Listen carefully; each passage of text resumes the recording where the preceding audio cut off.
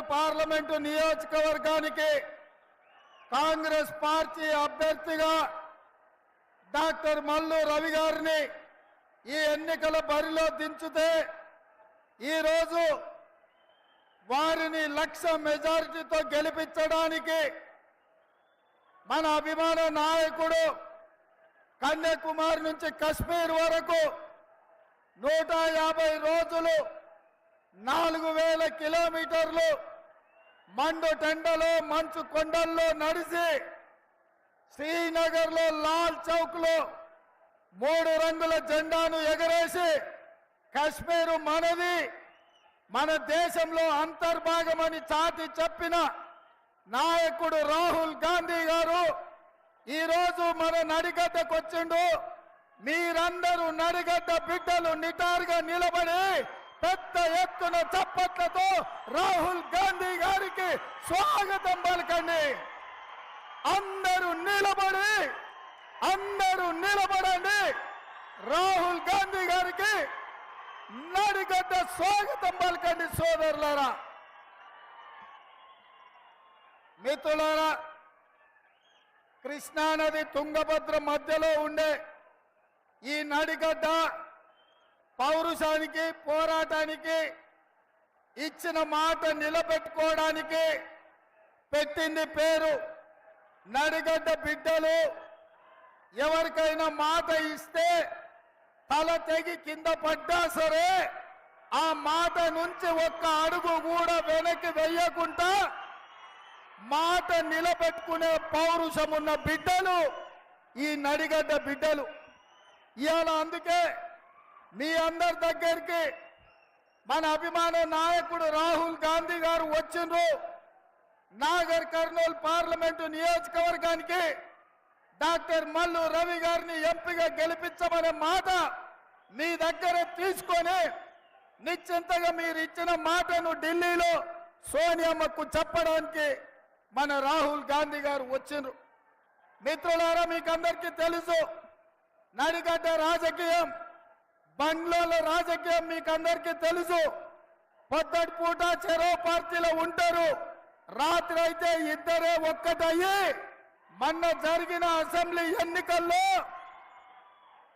కాంగ్రెస్ పార్టీని ఓడగొట్టడానికి బీఆర్ఎస్ బీజేపీలు ఒక్కటైనరు. మరి ఇవాళ అదే బంగ్లా రాజకీయం ఈ ప్రాంతంలో నడుస్తున్నది. బంగ్లా రాజకీయానికి గుణపాఠం చెప్పి శాశ్వతంగా సమాధి కట్టి ఈ గద్వాల, ఈ నడిగడ్డ కాంగ్రెస్ పార్టీ అడ్డ 3 రంగుల జెండా ఈ గడ్డ మీద ఎగరేయడానికి మీరందరూ సిద్ధంగా ఉన్నారనే సంగతి నాకు తెలుసు. అందుకే మిత్రులారా, ఈరోజు మీ అందరికి ఒకటే మాట చెప్తున్నా. 70 సంవత్సరాల తర్వాత మన పాలమూరుకి తెలంగాణకు నాయకత్వం వహించే అవకాశం వచ్చింది. మన ప్రాంతంలో పెండింగ్ ఉన్న ప్రాజెక్టులు ప్రధానంగా గట్టు కావచ్చు, తుమ్మిళ్ళ కావచ్చు, ఆర్టీఎస్ మోడర్నైజేషన్ కావచ్చు, ఎర్రవల్లి చౌరస్తా నుంచి రాయచూరుకు 4 లేన్ల రోడ్డు కావచ్చు, ఈ ప్రాంతం యొక్క అభివృద్ధి కోసం పాలమూరు రంగారెడ్డి ఎత్తిపోతల ప్రాజెక్టు పూర్తి చేసుకునే విషయంలో కావచ్చు, ఈ రోజు మనము కాంగ్రెస్ పార్టీకి అండగా నిలబడాలి. మిత్రులారా, ఈడికొచ్చిన మా నడిగడ్డ సోదరులను అడుగుతున్నా, బంగ్లాలు బొట్లో కత్తి పెట్టుకొని బయలుదేరిండ్రు కాంగ్రెస్ పార్టీని చంపాలని, ఈ ఎన్నికల్లో ఓడించాలని. నేను అడుగుతున్న నడిగడ్డ బిడ్డల్ని, అరుణమ్మను జడ్పీటీసీ చేసింది కాంగ్రెస్ కాదా? అరుణమ్మను ఎమ్మెల్యే చేసింది కాంగ్రెస్ కాదా? అరుణమ్మను మంత్రిని చేసింది కాంగ్రెస్ పార్టీ కాదా? భరత్ సింహారెడ్డి ఏరియాలో చేసిన దందాలు కాంగ్రెస్ పార్టీని అడ్డం పెట్టుకొని 100,000 కోట్ల రూపాయలు సంపాదించుకోలేదా? కాంగ్రెస్ పార్టీ బంగ్లాలకేం తక్కువ వేసింది? ఇవాళ కాంగ్రెస్ పార్టీని ఓడించాలని బంగ్లాలు కుట్ర రాజకీయాలు చేస్తున్నారు. అందుకే మిత్రులారా, ఈ కుట్రల్ని తిప్పికొట్టాలి. రాబోయే ఎన్నికల్లో కాంగ్రెస్ పార్టీని గెలిపించాలి. కాంగ్రెస్ పార్టీని గెలిపిస్తేనే మన నడిగడ్డ ప్రాంతం అభివృద్ధి చెందుతుంది. ఇవాళ అందుకే మీ అందరిని ఒక్కటే అడుగుతున్నా, మన ప్రభుత్వం వచ్చి 5 నెలలు కూడా కాలేదు. 6లో 5 గ్యారంటీలను అమలు చేసినాం.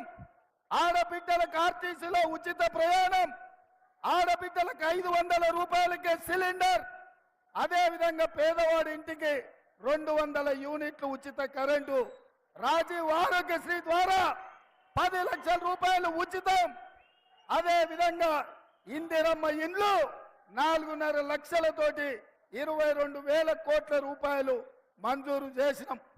ఇన్ని చేసినా ఇవాళ బీఆర్ఎస్ వాళ్ళు అంటున్నారు, కేటీఆర్ అంటున్నాడు మీరు 6 గ్యారెంటీలు అమలు చేయలేదని.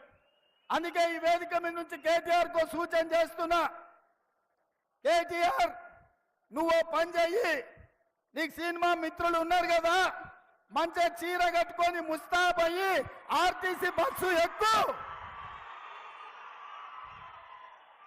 కేటీఆర్ మా ఉచిత పథకాలు అమలు అవుతున్నాయో లేదో, అన్నం ఉడికిందా లేదా అని ఒక్క మెతుకు బట్టి చూస్తాం. మా గ్యారంటీలు అమలు అవుతున్నాయో లేదో తెలవాలంటే నువ్వు చీర కట్టుకొని ఆర్టీసీ బస్సు ఎక్కు. హైదరాబాద్ నుంచి జోగులాంబ తల్లి ఆశీర్వాదానికి రా. నిన్నెవరైనా ఒక్క పైసా అడిగితే మా పథకాలు అమలు కానట్టు, అడగకుండా జోగులాంబ దగ్గర దించుతే మా గ్యారంటీలు అమలు అయినట్టు. అదే విధంగా ఆయన అంటున్నాడు కారు ఖరాబ్ అయింది కార్ఖానకు పోయిందని. నేను అంటున్నా కారు ఖరాబ్ అవ్వడు కాదు, అనుం జద్దది కార్ఖానా నుంచి ఇంకా రాదు, తూకానికి అమ్మాల్సిందే. జుమ్మరాత్ బజార్లో మీ కారు తెగ నమ్మాల్సిందే. అదే విధంగా మిత్రులారా, కేసీఆర్ గారు అంటున్నాడు రైతు భరోసా ఇంకా పడలేదని.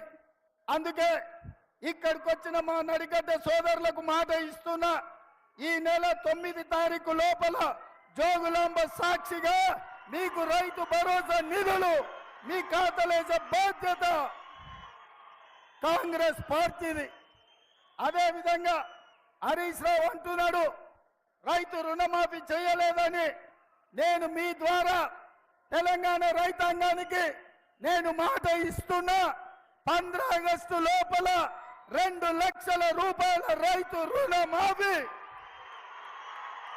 జోగులాంబ తల్లి సాక్షిగా తెలంగాణ రైతాంగానికి 2 లక్షల రుణమాఫీ చేసి ఈ రైతుల రుణం తీర్చుకుంటాం.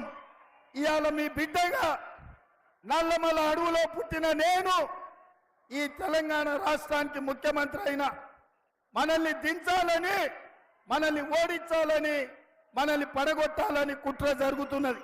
అందుకే ఈరోజు పాలమూరులో అక్కడ మహబూబ్నగర్లో వంశీచంద్రెడ్డిని, నాగర్ కర్నూలులో డాక్టర్ మల్లు రవిని గెలిపించండి. అప్పుడే మన ప్రాంత పౌరుషం, మన ప్రాంతం యొక్క అభివృద్ధి జరుగుతుంది.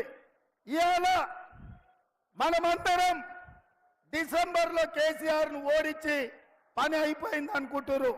కాదు మిత్రులారా, డిసెంబర్లో జరిగిన ఎన్నికలు సెమీఫైనల్స్ లో కేసీఆర్ను ఓడించడం. మే 13 తారీఖు నాడు ఫైనల్స్ ఆడుతున్నాం. తెలంగాణ వర్సెస్ గుజరాత్ తరఫున నరేంద్ర మోడీ, తెలంగాణ తరఫున రాహుల్ గాంధీ. ఫైనల్స్ లో గుజరాత్ ను ఓడించి తెలంగాణను గెలిపిద్దాం. సరేనా మిత్రులారా? సరేనా?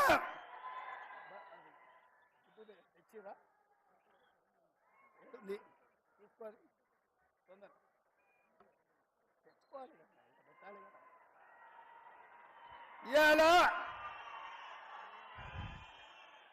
బయ్యారం ఉక్కు కర్మాగారం మనం అడిగినాం. బీజేపీ ఏమిచ్చింది? బయ్యారం ఉక్కు కర్మాగారం మనం అడిగితే బీజేపీ మనకు గాడిద గుడ్డిచ్చింది. రైల్వే కోచ్ ఫ్యాక్టరీ మనం అడిగితే బీజేపీ మనకు గాడిద గుడ్డిచ్చింది. పాలమూరు రంగారెడ్డి ఎత్తిపోతకల జాతీయ ప్రాజెక్టు అడిగితే బీజేపీ మనకు గాడిద గుడ్డిచ్చింది. అందుకే మిత్రులారా, నేను బీజేపీ ఏమిచ్చిందంటే మీరందరూ గాడిద గుడ్డ అనాలి. మోడీ ఏం తెచ్చిందంటే గాడిద గుడ్డ అనాలి. రెడీనా? Ready BJP ఏమిచ్చింది? మోడీ ఏం తెచ్చిండు? బీజేపీ ఏమిచ్చింది? మోడీ ఏం తెచ్చిండు? బీజేపీ ఏమిచ్చింది? అర్ణమ్మ ఏం తెచ్చింది? బీజేపీ ఏమిచ్చింది? అర్ణమ్మ ఏం తెచ్చింది? మరి గాడిద గుడ్డు తెచ్చిన బీజేపీ వాళ్ళకు